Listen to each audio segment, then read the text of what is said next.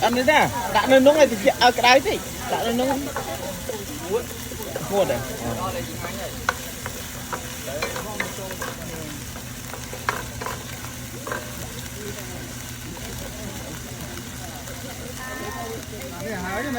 đã đấy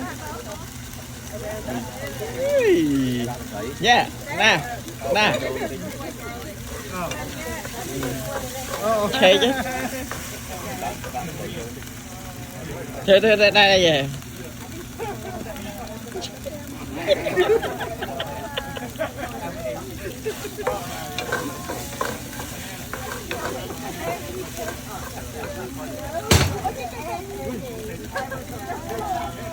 nơi tiết ta nơi sạch tiết ta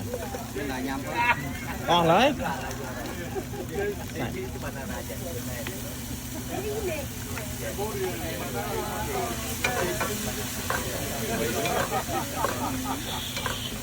Krương hỏi nhưng mà co chơi hỏi đã co với chơi hỏi đã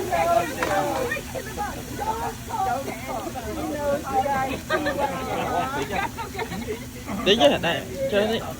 đã no tí không coi chơi tiếng là copy no tí về good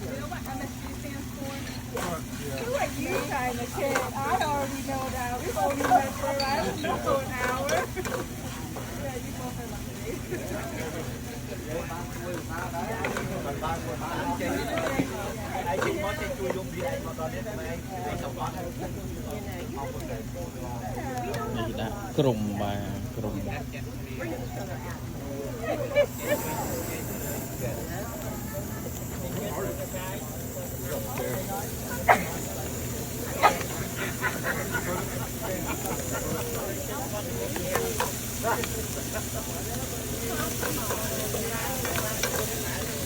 thầy làm